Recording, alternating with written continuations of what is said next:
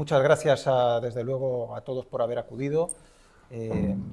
También, desde luego, agradecimiento a la Asociación Cultural Zayas por acoger esta iniciativa, que me hace pues, mucha ilusión, porque ya que fue a través de un acto que sucedió hace años ya, yo conocí de la existencia de Antonio Bernés, que había presentado aquí un libro, que es Elogio del libro de papel, que ya apuntaba. No era tu primer libro, ¿no? Bueno, después de la tesis sí. Pues el primer ensayo, un ensayo precioso.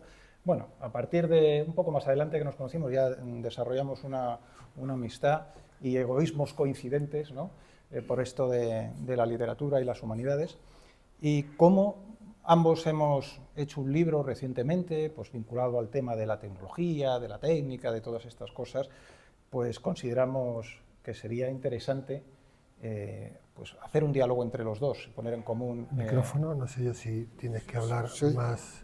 Vamos a poner el micro aquí.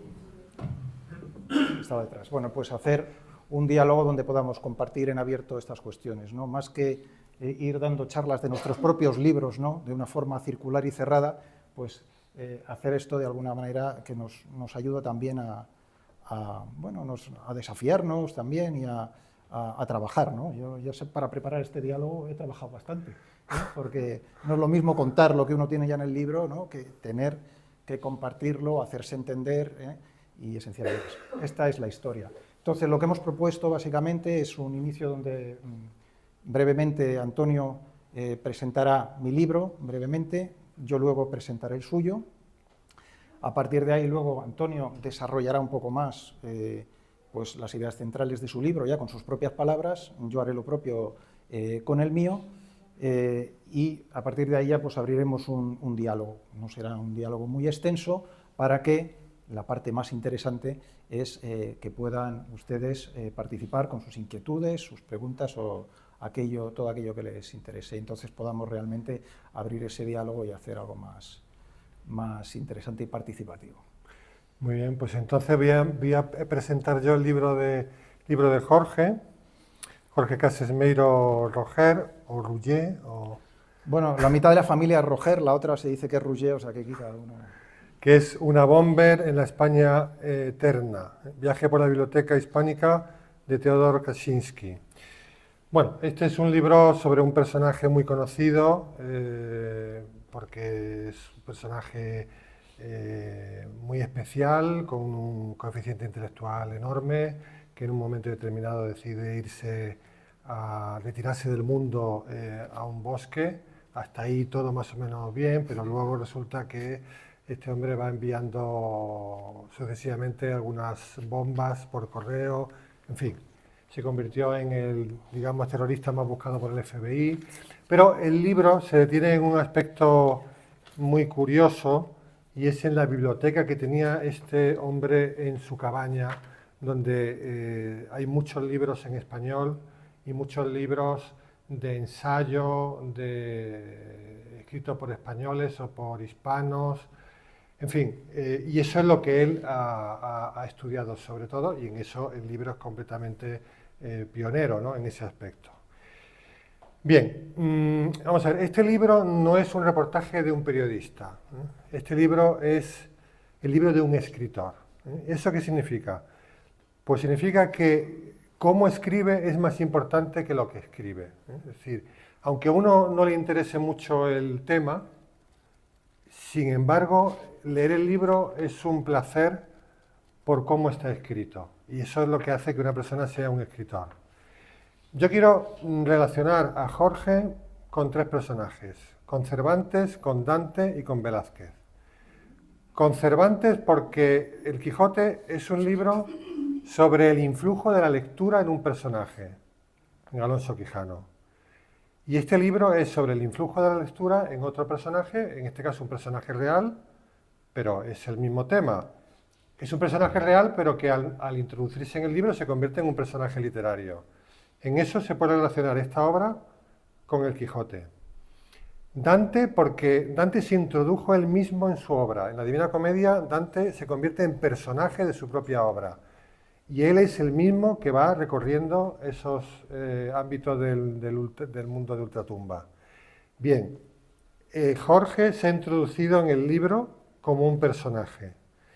De manera que no solamente vamos viendo el influjo de las lecturas en una Bomber, sino que vamos viendo el influjo de las lecturas en el propio autor que se ha convertido en personaje, y vamos viendo el influjo de las lecturas en él mismo. Y en eso se parece a Dante, en que se ha convertido en un personaje de su propia obra. Y en Velázquez, ¿por qué? Porque Velázquez en Las Meninas pintó un cuadro sobre la pintura, sobre el acto de pintar, y él se introdujo en el mismo cuadro. Bueno, este libro no es solamente sobre las lecturas de Luna Bomber, no solamente sobre las lecturas, el influjo de esas lecturas en el propio autor, sino que este libro es sobre cómo se ha escrito el libro. Es decir, cómo se ha escrito el libro es un tema del libro. Asistimos a cómo va a una biblioteca, va a otra, recibe un libro, forma su propia biblioteca, lee aquí, lee allí. Asistimos al acto de escritura del libro, y eso, claro, eso es muy interesante. Claro, y eso es propio, eso solamente lo puede hacer un escritor. Solamente lo puede hacer un escritor, y lo hace él. Él es un escritor y por tanto es un poeta. Un poeta es un hacedor. Y como buen poeta, él convierte en poesía todo lo que toca, ¿no? Como el rey Midas convertía en oro lo que tocaba, él convierte en poesía a determinadas zonas de Madrid por las que deambula. Convierte en poesía los bares, los omnipresentes bares donde trabaja. Eso es muy interesante porque Jorge es muy crítico con la civilización tecnológica que nos domina, y precisamente por eso estaba especialmente capacitado para entender a este personaje de Luna Bomber y para entender los libros que Luna Bomber leía. Pero así como Luna Bomber es un misántropo, de Jorge no podemos decir que sea un misántropo, porque le encuentra poesía a la zona de Madrid por la que él deambula, que no es una zona a priori particularmente bella, pero su mirada la convierte en bella, la convierte en atractiva, ¿no? Lo mismo que los bares, es decir, todo lo que toca. Y luego es un libro de un escritor también porque es un libro de libros. Es decir, aquí, claro, aparecen esas lecturas de autores, algunos muy conocidos, otros para mí totalmente desconocidos, pero cuando uno lee este libro de lo que tiene ganas es de irse al final, irse al índice, a la bibliografía y ponerse a leer uno detrás de otro todos los libros que cita, porque son interesantísimos, y todas las citas que va extrayendo de uno y de otros, bueno, te hacen descubrir a unos autores muy interesantes. De manera que, autor, la palabra autor viene del latín de augeo, significa aumentar. Un autor es el que aumenta el mundo. Yo le doy gracias a Jorge porque gracias a este libro ha aumentado nuestro mundo.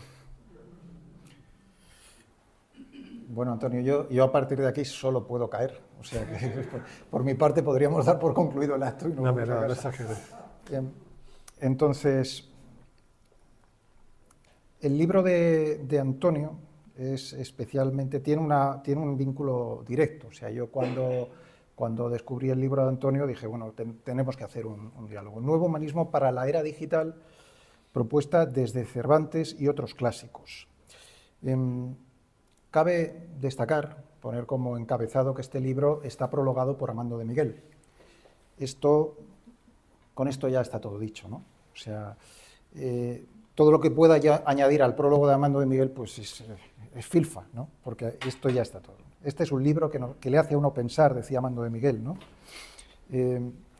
Dice, fíjate, ya es ambicioso el planteamiento de este ensayo, nada menos que explicar la civilización europea como un producto histórico. Ante un propósito de tal envergadura, el talante no puede dejar de ser un tanto pesimista, que conste que el pesimismo es la marca de la inteligencia sistemática. Esto a Luna Bomber le habría encantado. Si hubiera encontrado pesimismo, seguiría leyendo, pero yo creo que aquí encontrará más optimismo y habría cerrado el libro. Realmente el prólogo de Amando es fascinante y hace referencia aquí, dice, bueno, a ese formidable espesor de conocimientos que aunando la tradición griega, la romana y la medieval, ¿no? Es decir, es un libro de una densidad de ideas, de una erudición realmente asombrosa. Pero está escrito, como dice Amando de Miguel, dice, por fin un libro de esa densidad, pero con frases cortas, que se deja leer, ¿no? Entonces, en ese sentido es una obra interesante. Ya la cubierta del libro es un programa y una propuesta en sí misma, no porque sea especialmente bella, pero porque dice mucho. Lo que tenemos aquí es un molino, una turbina eólica, ¿no? Y el paisaje nocturno es un paisaje que está lleno como de, bueno, como de dígitos, como si fuese una serie de una matriz de algoritmos, ¿no? Incluso en la Tierra, parece que es. Y por ahí ya hay dos sombras chinescas, que son que Cervantes, ¿no? En su Rocinante, y Sancho, ¿no? Y estas sombras chinescas se están mirando, se están hablando. Yo me imagino que Cervantes le está diciendo a Sancho, como decía el título de la tesis doctoral de Antonio sobre los clásicos en Cervantes, que fue premio internacional Miguel de Cervantes, por cierto, que titulaba Yo he leído en Virgilio, porque era una frase del Quijote que decía, yo he leído en Virgilio. Yo me imagino aquí a Cervantes diciéndole a Sancho, yo he leído en Virgilio, ¿no? Y mientras la turbina está eólica, es un paisaje horrible, mecanizado, ¿no? Pero aquí está el diálogo humano. Y a mí me llama mucho la atención esta cubierta porque precisamente el inicio de mi libro es un largo acápite, pues una frase es la reflexión, la meditación de Cervantes, del Quijote sobre la libertad, pero está copiada de una libreta de Luna Bomber, que en castellano manuscribió, copiando en castellano, un largo párrafo, ese largo párrafo tan bonito sobre la libertad en el Quijote, ¿no? Entonces, bueno, el libro es un programa sistemático que ha desarrollado Antonio, que recoge trabajos y recoge ideas de años. Antonio es además, como se puede ver, un profesor bastante eficaz y comunica con una claridad de ideas pues importante. El libro tiene dos estros que recorren el libro, que es la primacía de la palabra sobre la imagen, ya que en esta modernidad tecnológica Antonio se refiere, no solo a Antonio, sino que además coge muy bien Amando de Miguel, a esa era digital. Dice, yo no sé si el cuño ese de lo digital va a quedar en el futuro, pero sí esa sociedad icónica, esa tecnología de lo audiovisual, hemos dicho siempre, ¿no? Entonces, Antonio destaca la palabra sobre la imagen y sobre eso va construyendo. No nos olvidemos que es una propuesta desde Cervantes y la cultura clásica. Y luego está, como él ha visto en mi libro, y por eso también le ha interesado, el libro y su lector, ¿no? Cómo esas dos figuras se van entreverando a lo largo de la historia y sobre todo se desarrollan especialmente, notablemente, a partir del humanismo, con el desarrollo de la imprenta, pues el libro viene a ser una herramienta fundamental, ¿no? Y entonces se crea realmente ya de forma más masiva la figura del lector, ¿no? Y ese lector que se alimenta de libros, esos libros que van realimentando el lector. Bueno, eso es el estro del libro. Luego, en este contexto, aborda lo que él llama los acosos a este mundo clásico, a este mundo humanista, por esta civilización icónica de la actividad frenética, ¿no? De la falta del reposo, del estudio y tal, que son básicamente el Estado, la técnica, la tecnología propiamente dicha, y los medios de comunicación. Él escoge estas tres categorías para abordarlas y hacer una crítica de estas instituciones desde los clásicos, ¿no? Y entonces es fascinante cómo va los arquetipos y los modelos clásicos, ¿verdad? El héroe, el sabio, la dona angelicada, ¿no? Que tú vas cogiendo y vas contrastando con los modelos de la sociedad contemporánea y estas herramientas. Desde ese punto de vista es muy interesante, ¿no? Y luego hay una parte donde pues aborda ese desafío que decía Amando, que es pues, una serie de propuestas, que básicamente viene a ser pues, una nueva síntesis, que es lo que reivindica un poco Antonio. El objetivo que se propone, ¿no? Para meditar es una nueva síntesis del humanismo en esta era icónica, en esta era tecnológica, como quiera decirse, ¿no? Entonces, bueno, este es básicamente el programa del libro. Yo insisto, decir algo más a lo que comenta Amando, pues realmente me cuesta mucho, porque realmente es simplemente un elogio brutal, ¿no? Es un elogio al libro de papel que ha hecho Antonio, que ahí quedará. Editorial Dickinson, fuera también lo pueden conseguir. Pero bueno, a mí me interesaría, Antonio, que puedas tú, a partir de aquí, pues desarrollar un poco más. Si quieres, ¿qué es esa nueva síntesis que tú propones en este libro? Vale. Que Amando ha dicho tan complicado, ¿no? Porque dice, este es un verdadero desafío, ¿no? Explicar la civilización europea como un producto histórico a partir de este programa de Nuevo Humanismo. ¿Cómo? Sí, yo brevemente voy a transmitir algunas de las ideas principales. Las mejores ideas que hay aquí no son mías, sino de tantos autores que a lo largo de la historia nos han ido diciendo palabras de verdad, ¿no? De hecho, la primera cita del libro es de George Steiner, en El castillo de Barba Azul, que dice: una cultura viva es aquella que se alimenta continuamente de las grandes e indispensables obras del pasado, de las verdades y bellezas alcanzadas en la tradición. Es una frase muy breve, pero que dinamita toda esa cultura de la cancelación, toda esa cultura woke, que es una cultura infantil, adolescente y agresiva, como corresponde normalmente a esa etapa de la vida cuando ha faltado un poco de educación, ¿no? Y tiran estatuas y cosas de estas vandálicas, ¿no? Bueno, vamos a ver, efectivamente yo reivindico la palabra y tomo pie de una frase que leí en el filósofo Cornelio Fabro, que decía que una palabra vale más que 1000 imágenes, en contra del tradicional refrán, y trato de argumentar por qué efectivamente una palabra vale más que 1000 imágenes y por qué conviene traspasar la barrera de la imagen para entrar en el mundo de la palabra, en el mundo del libro. El mundo del humanismo siempre ha sido el mundo del libro, y el libro es lo que nos saca de la caverna, ¿no? Yo creo que, o sea, los medios de comunicación normalmente transmiten una información fragmentaria, reduccionista, inmediata, por su propia naturaleza, pero ahora con Internet se ha acentuado esa información, esa nube de información que nos invade, y si una persona no logra salir de esa burbuja, yo creo que acaba viviendo plenamente en esa caverna platónica de las apariencias, ¿no? Y que solamente a través de la cultura del libro uno puede atravesar esa barrera. De la palabra en sí misma pasamos al diálogo, pero un diálogo con nuestros contemporáneos y también con los sabios del pasado, ¿no? Claro, un colegio, por ejemplo, que no tenga biblioteca ha renunciado a tener a los mejores maestros de la historia en su sede, porque claro, un colegio, bueno, pues tiene a sus profesores que serán mejores o peores, pero si tiene una buena biblioteca, tiene a los mejores profesores de la historia, a Platón, a Aristóteles, a Dante, a Cervantes, a Shakespeare. Por eso un colegio sin biblioteca es como un jardín sin flores, ¿no? Es como una cerveza sin alcohol, o sea, es como algo completamente descabellado, ¿no?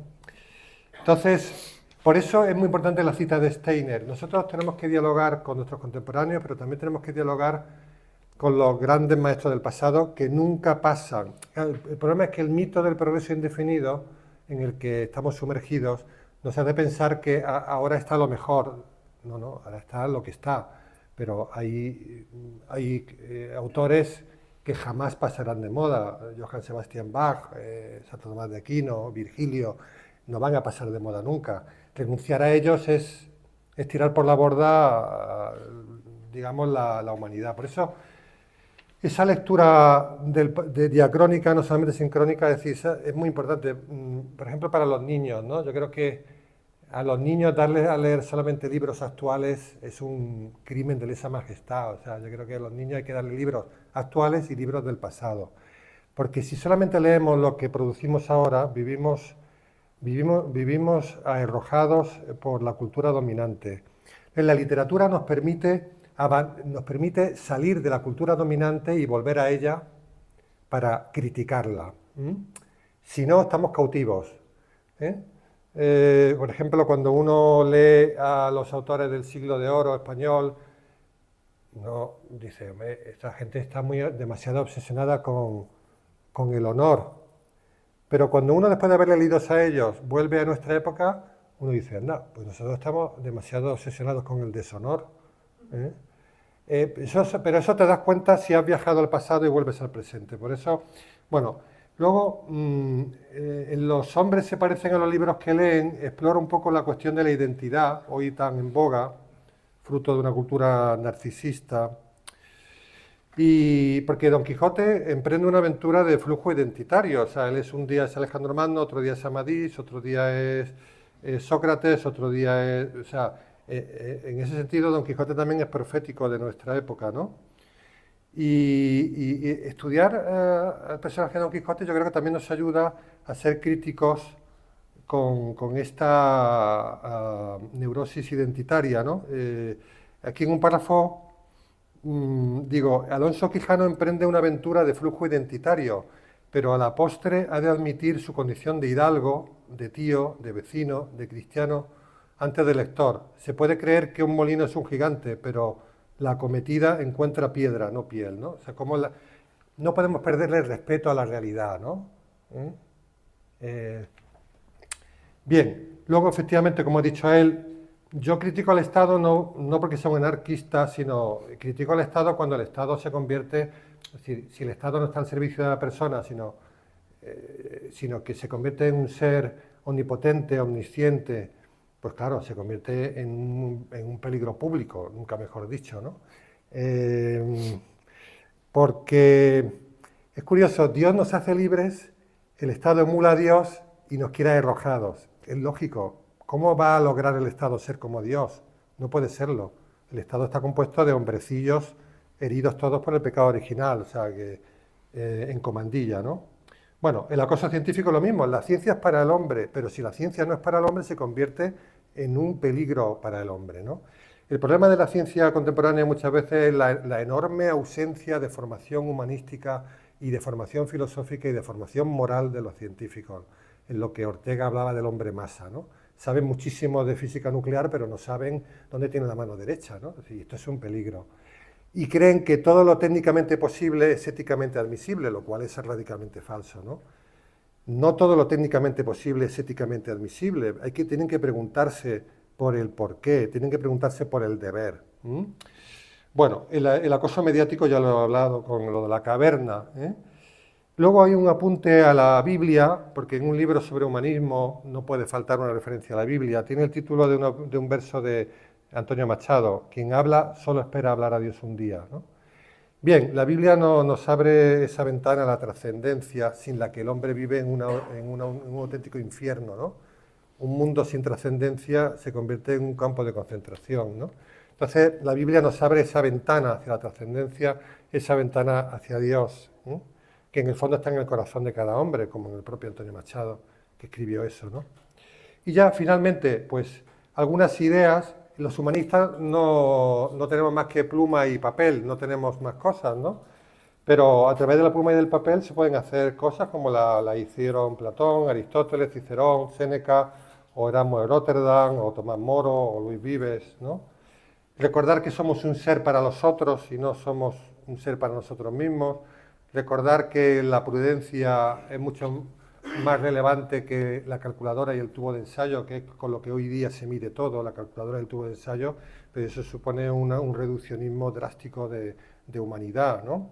El inmedio virtus aristotélico, el nombre exacto de las cosas, la manipulación del lenguaje es la primera manipulación que existe, a partir de ella entran todas las demás, en fin, esa famosa frase de Eugenio d'Ors que está ahí en el Casón del Buen Retiro, de todo lo que no es tradición es plagio, porque esta idea también es muy importante, esa dicotomía entre tradición y plagio, tradición y progreso, perdón, esa dicotomía entre tradición y progreso es muy falaz, muy falsa y muy disturbadora de todo el pensamiento contemporáneo, porque no existe tradición sin progreso ni progreso sin tradición.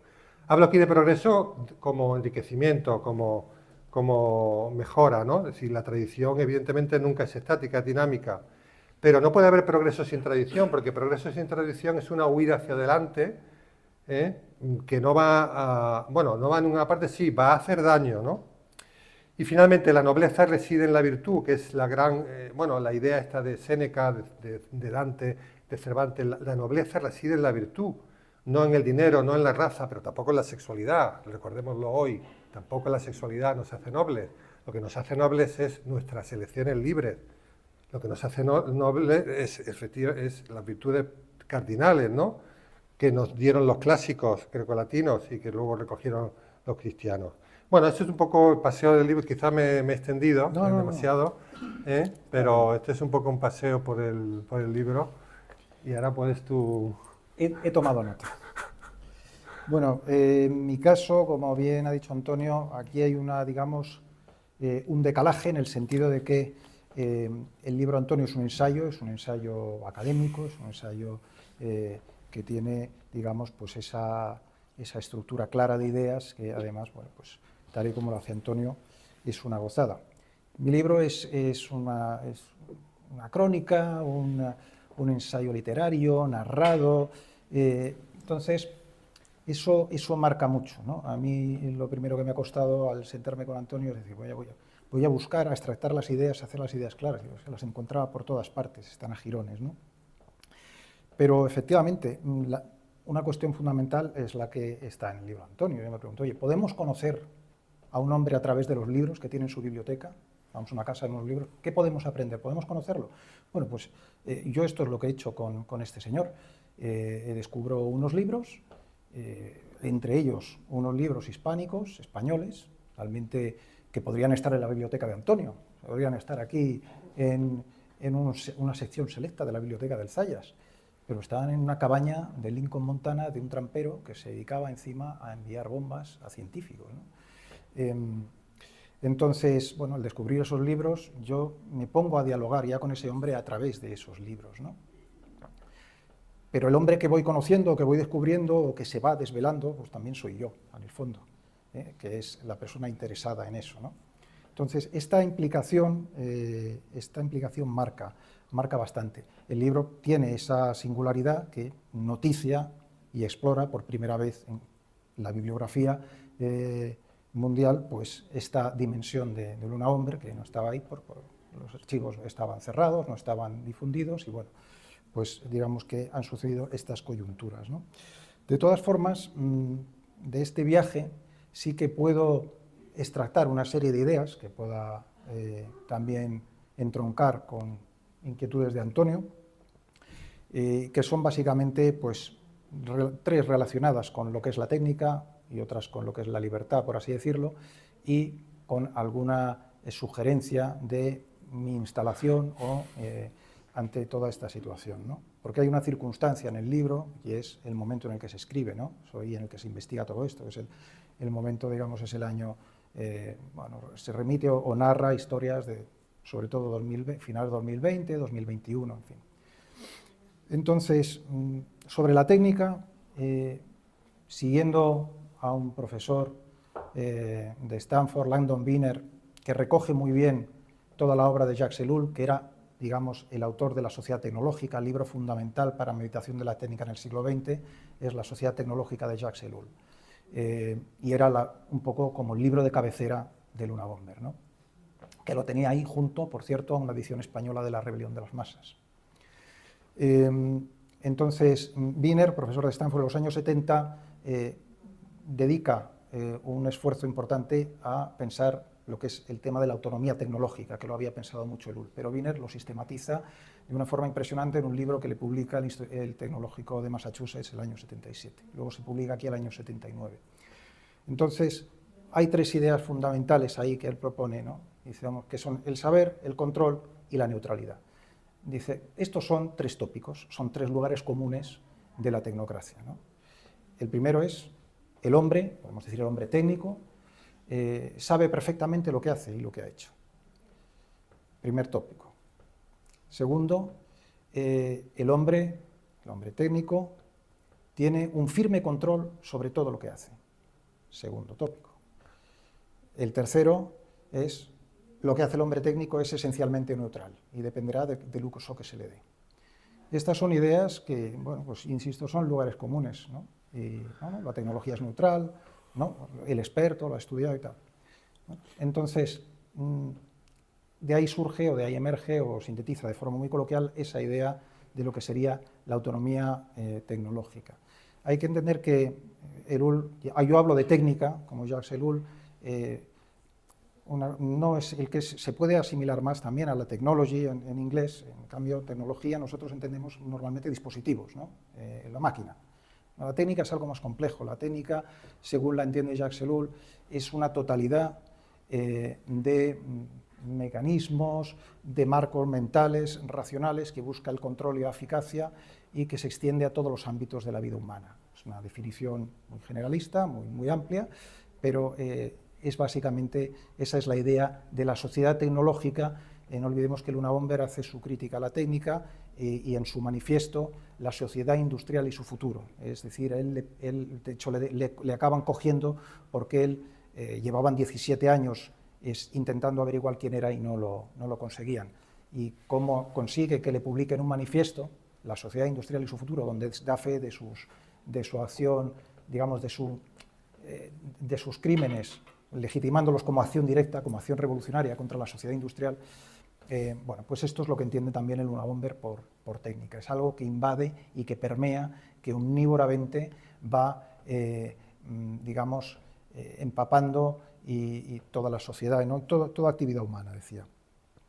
Ellul explicaba sobre la autonomía tecnológica, dice que ha formado un mundo omnívoro que obedece ya a sus propios actos. Es decir, la autonomía tecnológica quiere decir que al no tener el hombre realmente control racional sobre todo lo que hace, ni ser esencialmente neutral, realmente una sociedad tecnificada hasta el extremo, lo que va a hacer es que la técnica vaya, digamos, imponiendo sus propios designios, ¿no? Va marcando sus propios caminos y al final diríamos que no es el sábado para el hombre, sino el hombre para el sábado, ¿no? Es el hombre para la técnica y no la técnica para el hombre, ¿no? Básicamente esta sería, digamos, sobre el apartado de la técnica, ¿no? De hecho, Wiener, tanto como Ellul y el propio Kaczynski, bueno, yo en mi libro, estos temas están abordados por multitud de autores españoles, sobre todo, que leía el Luna Bomber y de los que he ido encontrando esta idea, esta preocupación de que aquello que sale de las manos del hombre ya parece que no es del todo suyo, parece que no le sirve, parece que el hombre acaba esclavo de su propia obra, parece que ya... Julián Marías, por ejemplo, ¿no? Julián Marías, José Luis Pinillos, Samuel Ramos, José Manuel Rodríguez Delgado, numerosos autores, algunos de ellos científicos, que esta idea va rondando por ellos, ¿no? Y otros muchos extranjeros, Spengler, Samuel Butler, es decir, es una idea que realmente puede parecer chocante en principio. No, hombre, no, si esto lo hacemos nosotros, esto lo controlamos nosotros, que esto sí se propone Wiener, vamos a hacer una prueba. Empieza a investigar y dice, pues no está esto tan claro. Y si lo vemos a lo largo de la historia y si analizamos todos los hombres que se han preocupado por ello, tanto científicos como filósofos, literatos, vemos que es una idea que es bastante extendida. Y a nivel vulgar lo encontramos en todos lados. Cualquier invento tecnológico, cualquier cosa. Esto ha venido para quedarse. Esto es imparable. Disculpe, imparable. Si quiere decir imparable, que no se puede parar. Entonces, ¿en manos de quién está? No, es imparable. Esto no se puede parar. Esto ya... entonces, bueno. O sea, quiere decir que eso está ahí. El apartado segundo, que sería, bueno, y esta sociedad técnica, esta sociedad, digamos, que progresa, como dice, de forma indefinida, según estos designios que ya no está tan claro que controle el ser humano, como el propósito es, digamos, el marco mental, insisto, es el control, porque la tecnociencia, lo que, digamos, básicamente funciona, pues, a través de la calculadora, como dice Antonio, del tubo de ensayo, pues controlando las variables, teniendo las variables bajo control. Así se pueden gobernar las cosas, y ya vemos que no tanto, pero el gobierno de los hombres es distinto. Pero si con ese marco mental gobernamos a los hombres, entonces efectivamente la libertad queda en entredicho.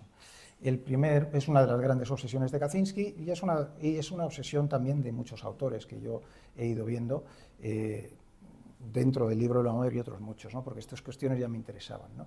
Entonces, el propio Luna Bomber ya del año 71, cuando era Luna Bomber, era Ted Kaczynski, era un matemático, un joven científico, tenía 30 años, ya escribe un protomanifiesto que lo titula El progreso contra libertad, Progress versus Liberty. Es decir, el designio de la sociedad tecnológica es incompatible con la libertad y es muy complejo, él decía, es prácticamente imposible que el desarrollo de esta sociedad no vaya a producir un estrechamiento progresivo de los marcos de la libertad humana, porque el control de la conducta humana y los controles sociales que se van a ir implementando van a ser necesarios. Y decía, el propio sistema se va a ver forzado a controlar por todos los medios posibles el comportamiento humano, en todos sus ámbitos. Entonces, esta es una idea, insisto, que no es propia de Ted Kaczynski, que él realmente esencia el Tratado de Lul, pero que está recogida por muchos otros autores, ¿no? Un autor muy interesante, granadino, el filósofo español, quizá del siglo XIX, que reacciona más virulentamente contra la técnica, contra la industria y la modernidad, que es Ángel Ganivet, del que Luna-Bomber tenía 2 libros en su cabaña, anotados, y algunos de ellos copiaba, extractaba párrafos. Pues Ángel Ganivet es una persona que no ve en la amenaza contra la libertad, no la ve en el ámbito de la política, dice, no está en la tiranía, está en las rutinizaciones y en los mecanismos que va imponiendo para nosotros la sociedad técnica, la sociedad industrial y tal. Este va a ser el verdadero riesgo para la libertad del hombre. En fin,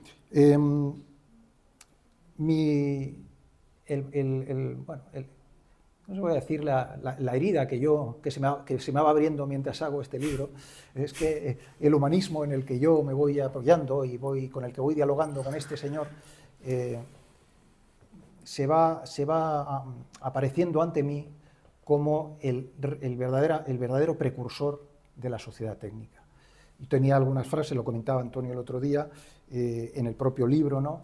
Como encuentro que la propia era de los descubrimientos, lo llamo en el libro, lo llamo el ángulo oscuro del Imperio Hispánico, en el sentido de que yo, además, durante años me he dedicado a estudiar el Imperio Hispánico, me he dedicado a estudiar los aportes bibliográficos y científicos del Imperio Hispánico, y entonces ahora me doy cuenta, digo, ostras, pues efectivamente, España, la industria, la ciencia ha sido importante en la era de los descubrimientos y todas las aportaciones que ha hecho, y ahora me doy cuenta que esto deviene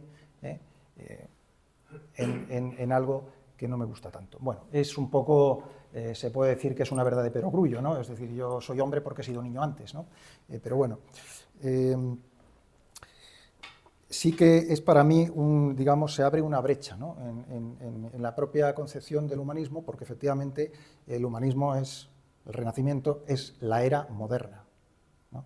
Evidentemente hay distintas formas de modernidad y el concepto de progreso que se instala o que cristaliza para nosotros en el siglo XVIII, pues no es el concepto de progreso que tenían anteriormente.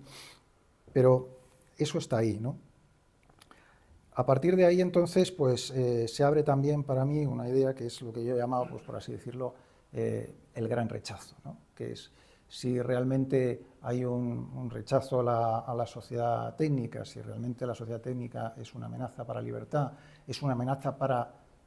Estamos hablando de categorías que son muy discutibles, ¿no? Es decir, de cómo entiende uno la libertad.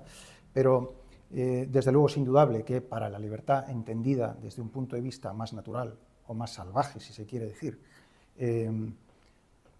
para la propia naturaleza no humana, sino para la propia naturaleza, pues el designio técnico va a ser ir controlando y modificando toda la naturaleza para meterla, digamos, en esta corriente. Pues mi relación con el mundo clásico, con el mundo humanístico, que ha dado pie, y sin duda, a eso, pues también cambia, ¿no? Y el gran rechazo es donde está el Luna-Bomber, ¿no? Pero es un lugar muy peligroso. Esto, por un lado, a mí me hace, en un momento dado, me hace sentirme perdido, completamente perdido, pero para mí es maravilloso eso, porque me permite la oportunidad de encontrarme y de ponerme a buscar. Y a mi edad, pues oye, pues está bien, ¿no? Porque me hace esforzarme, me hace una ilusión estar perdido. Para el Luna-Bomber era terrible aquello, ¿no? Y entonces ese gran rechazo le deja sin asideros, ¿no?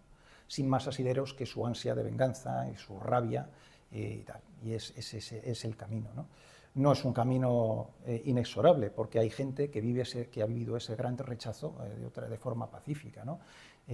Como decía un escritor egipcio, muy divertido, por cierto, un gran sentido del humor, ¿no? Se decía escritor egipcio en lengua francesa, Albert Cosseri, decía, yo no tengo nada contra contra que el mundo avance según el progreso, yo no tengo nada contra eso y tal, simplemente no me interesa, yo me retiro del juego y se acabó.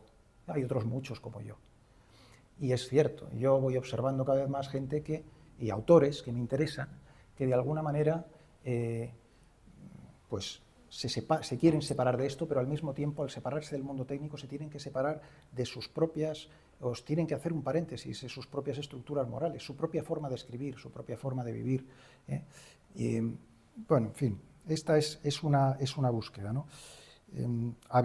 Y te hablé el otro día, que podemos comentar, sobre esa crítica precisamente que hace el Unabomber, que él hace una virulenta crítica a la izquierda, al mundo de la izquierda, ¿no? El manifiesto se ocupa grandes páginas de la izquierda porque la considera que es, como se dice, los avanzados del progresismo, ¿no? Entonces eso es terrible, pero además es una ideología que entiende él, totalitaria por necesidad, porque como es socializadora y convierte todo en público y va estrechando el ámbito de lo privado, porque prima realmente al colectivo sobre el individuo, pues lo odia. Pero al mismo tiempo, aunque siente cierta afinidad por un tradicionalismo, considera que los conservadores o que los tradicionalistas, dice directamente, yo los considero tontos, porque por un lado quieren conservar las tradiciones y los valores tradicionales, pero por el otro lado apoyan la industria y el progreso tecnológico y el económico. Dice, y es imposible que ese progreso no vaya a producir, que se va acelerando, no vaya a producir cambios bruscos en la sociedad, y esos cambios bruscos en la sociedad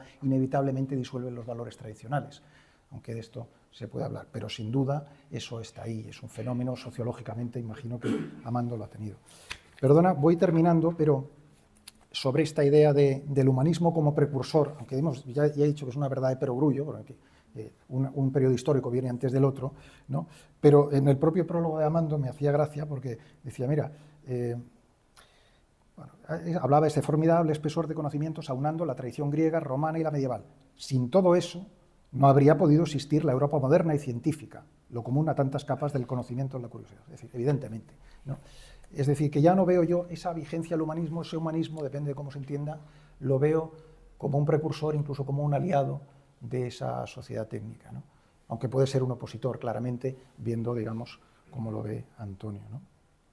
Por terminar ya, Antonio, pues, viendo cómo la sociedad técnica, conceptualmente más o menos se puede definirla, amenaza, entre otras cosas, lo que yo entiendo por libertad, en muchos sentidos, lo que entendía Kaczynski y otros muchos autores.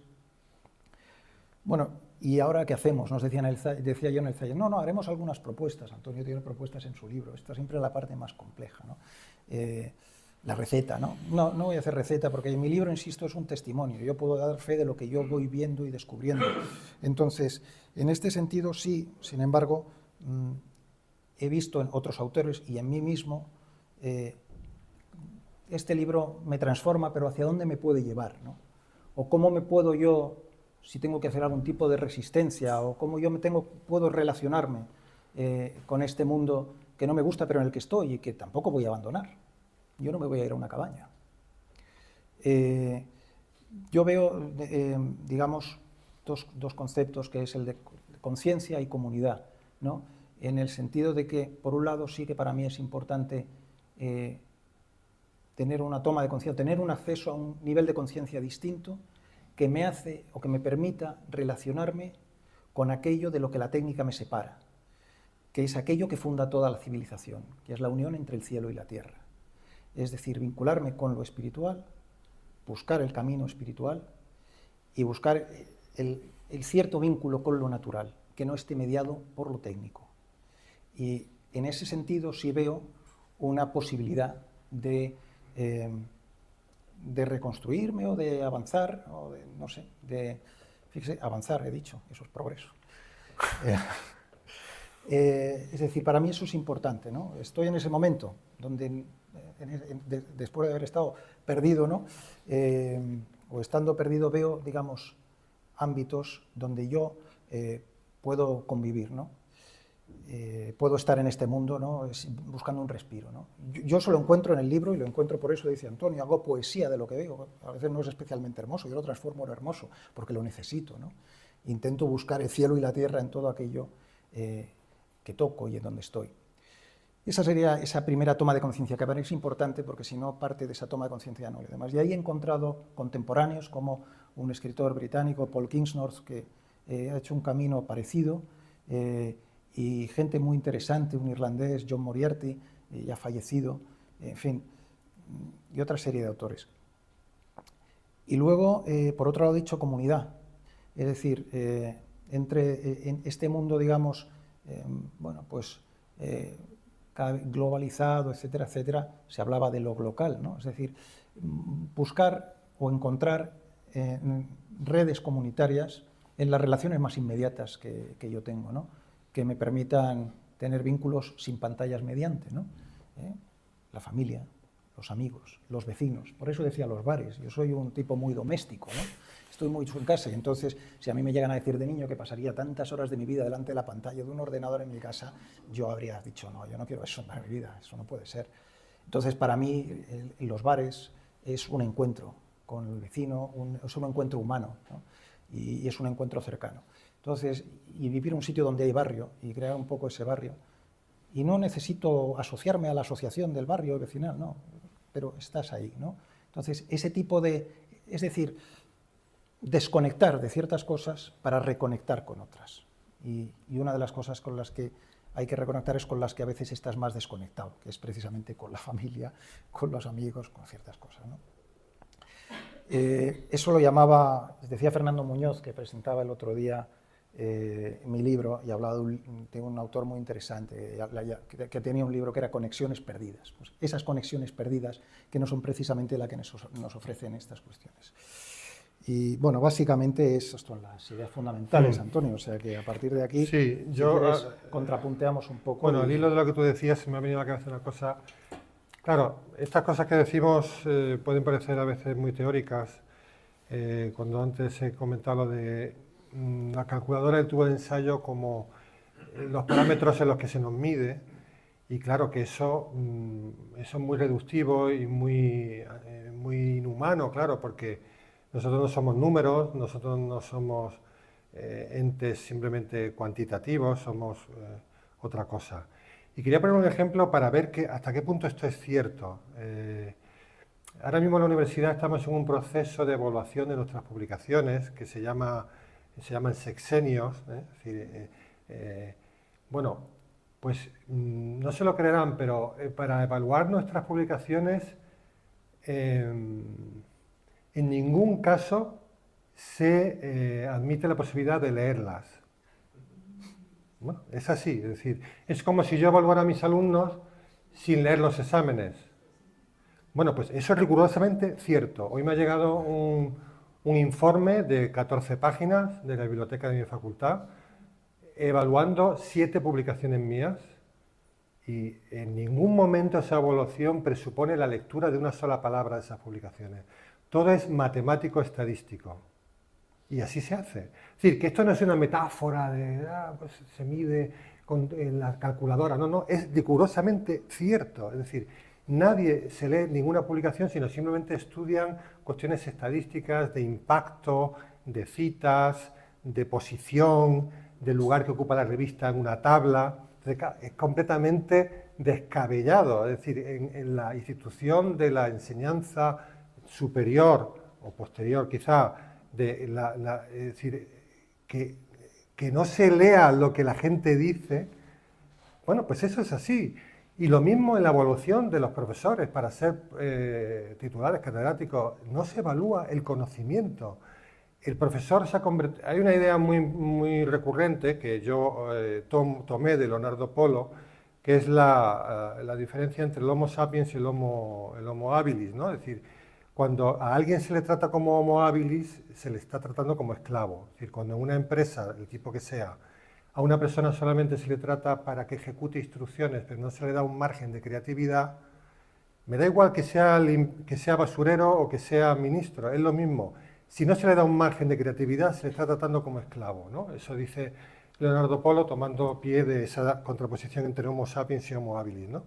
Pues ahora mismo el profesor universitario es un cazador-recolector de méritos, estrictamente, donde en ningún momento se evalúa si lo que está diciendo es un disparate mayúsculo o es algo realmente interesante. en ningún momento. Es simplemente número de congresos en los que he asistido, número de publicaciones, número de diplomas, número de títulos. Bueno, y eso en las comisiones de las que yo formo parte, a veces de selección de profesorado. O sea, me acuerdo en una de estas comisiones alguien comentó, uy, este libro es muy cortito. O sea, este libro es muy cortito, o sea, la poética de Aristóteles son 15 páginas y es uno de los libros más influyentes de la historia de la humanidad. O sea, ¿cómo que este libro es muy cortito? Bueno, por eso quiero decir que las cosas cuando se dice cómo la calculadora del tubo de ensayo mediatiza, cómo se deshumaniza, no son metáforas, es la realidad. Y yo lo puedo ejemplificar en lo que conozco, que es el mundo universitario. Eso es lo que llamaba, que tú hablas también, pero le llamaba René Guénon, un autor muy interesante en la crisis del mundo moderno, el reino de la cantidad. Entonces, el reino de la cantidad es el reino de la modernidad. Entonces, eso es inherente. O sea, sí, a partir de Descartes nos hemos postrado, eso entiende Gilson en la unidad de experiencia filosófica, un libro maravilloso que lo explica muy bien, ¿no? Es decir, cómo a partir de Descartes la filosofía se hace esclava de las matemáticas primero, luego esclava de la física y de reducción en reducción y tiro porque me toca, ¿no? Es decir, claro, en la Edad Media la filosofía era esclava de la teología. Hombre, pues por lo menos la teología la hacía mirar para arriba, pero es que ahora nos mira, entonces, bueno, yo creo que es un paradigma de fascinación. El hombre lleva 4 siglos fascinado con la obra de sus manos. Yo creo que hay que salir más al campo, mirar más a las estrellas, porque, hombre, lo que hacemos está muy bien, pero el universo y la naturaleza y el propio ser humano, o sea, uno mira a un bebé y es que se puede tirar 5 horas mirándolo. Eso, o sea, compáralo con la inteligencia artificial, o sea, es que de verdad, o sea, no hay punto de comparación, ¿no? La inteligencia artificial también es muy interesante. Ahora mismo la gente está fascinada con la inteligencia artificial, ¿no? Como si la inteligencia artificial pudiera sustituir al ser humano, como si fuera lo mismo un ser vivo que un ser inerte, un ser libre de un ser no libre, un ser moral de un ser no moral, un ser inteligente libremente inteligente, porque, vamos a ver, la inteligencia no es simplemente una producción de datos, la inteligencia son actos de la libertad. Si a mí me preguntan por Cervantes, si yo hablo de Cervantes, no basta lo que yo diga, yo tengo que justificar por qué he elegido este autor y este otro y este otro y este otro, por qué lo he elegido, son decisiones morales. ¿Por qué he desdeñado a Américo Castro y he sobrevolado a Martín de Riquer? ¿Por qué leo a Caravaggio y no a Estrada Marín? Son decisiones morales que yo tengo que justificar. Una máquina jamás me va a justificar una decisión moral, no puede hacerlo. La máquina me puede calcular muy bien cómo se hace un puente, me puede calcular muy bien cosas. La gente confunde la ciencia de la naturaleza con la ciencia de la libertad, ¿eh? Y asimila la ciencia de la libertad a la de la naturaleza, con lo cual lo que hace es cargarse la libertad. O sea, el mundo de la creatividad no lo puedo medir nunca con la estadística. No podemos gobernar a base de estadística, tenemos que gobernar con prudencia. O sea, tendrían que los políticos leer el Conde de Lucanor y o sea, aprender un mínimo de prudencia, porque es todo con la calculadora, ¿no? A ver qué dicen las redes sociales, qué dicen. Bueno. Entonces, bueno, quiero decir que estas cosas son vitales y están en nuestra vida, ¿no? Bueno, al referir a esa inteligencia artificial, me estaba acordando de un tecnólogo, precisamente, Joseph Eisenbaum, que es uno de los pioneros de la inteligencia artificial, creó el primer programa, digamos, de comunicación, el primer terapeuta artificial, que fue el programa ELIZA, ¿no? En los años 70. Este hombre era matemático, físico, se dedicó alemán, llegó al Tecnológico de Massachusetts, ¿no? Y luego se convirtió un poco en la oveja negra, ¿no?, del Tecnológico de Massachusetts, un tipo un poco rebelde, ¿no? Y es un libro fascinante, los años 70, que está traducido al español, es La frontera entre el ordenador y la mente. Pero más interesante todavía que eso es la entrevista que le hicieron dos españoles para una revista de la Fundación Telefónica, Telos, el año 90 y tantos. Le hicieron una entrevista, fueron a verle, a hacerle una entrevista en profundidad, ¿no? Y entre otras cosas, bueno, para empezar, lo primero que se dio cuenta ya en los años 70, Weizenbaum, cuando empezó a divulgar el programa este del terapeuta, porque tenían que hacer un modelo de comunicación máquina-hombre, y entonces lo primero que dice, bueno, pues vamos a programar un modelo de un terapeuta rogeriano, ¿no? Porque la terapia rogeriana son preguntas muy cerradas, son muy propias, y cómo se siente y tal, y entonces, ¿qué? O sea, dijo, esto es fácil de programar, más o menos, ¿no? Y por lo tanto puede colar. Entonces, cuando hice el programa, pues hicieron la prueba y entonces vio que tenía un impacto. La gente se impactaba, ¿no?, con el terapeuta y tal. Pero su sorpresa fue cuando empezó a recibir demandas de psiquiatras y de hospitales y tal de implantar eso. Entonces él decía, pero están ustedes locos, ¿cómo vamos a sustituir un ser humano por esto? ¿Sabes? Entonces dijo, la gente se ha vuelto loca. Este es un ejemplo casi de la autonomía de la técnica, ¿no? Esto ya sigue un proceso y la gente pues, lo va sumando y tal. Dicen, hombre, esto es una locura, ¿no?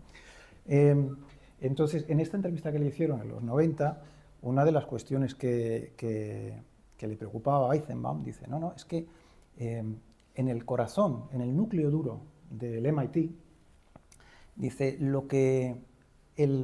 la mentalidad que existe entre esta gente es que ellos van a mejorar la obra de Dios. Y esto es lo que se ha llamado el regénesis. Porque Dios ha sido un ingeniero muy torpe y nosotros vamos a corregir sus errores, ¿no? Dice, esto no es que se lo diga yo, no, esto es lo que se dice, esto es lo que esta gente piensa, ¿no? Claro, evidentemente la prudencia aquí ya se ha ido, ya ni está ni se la espera, ¿no? Entonces él, curiosamente, como el propio Kaczynski, en la última amenaza por carta que envía Kaczynski, no le dio tiempo, afortunadamente, a enviar el paquete bomba que solía enviar, fue a uno de los pioneros en el estudio del ARN. Decía, le recomiendo que deje usted de hacer lo que está haciendo. Obviamente no, la cosa siguió. Uno de los mayores peligros para él era la biotecnología, y la biotecnología, sin duda, está en el corazón. Empezó en la biología en los años 70 y está ahora mismo en plena, yo creo que está totalmente desbocada. Pero bueno, esa es mi opinión personal. Pero Weizenbaum decía, la edición genética, eso que se llama edición genética, que es realmente el entrar en lo que muchos propios científicos dicen, el software de la vida, dice, va a suponer directamente una modificación genética, va a suponer lo que se llama un genocidio, porque va a ser la transformación del hombre en otra cosa, bajo el estro de lo que se está diciendo. En fin, bueno, pues perfectamente, si no, pues podemos ir dando por concluido. Claro, claro. Muchísimas gracias.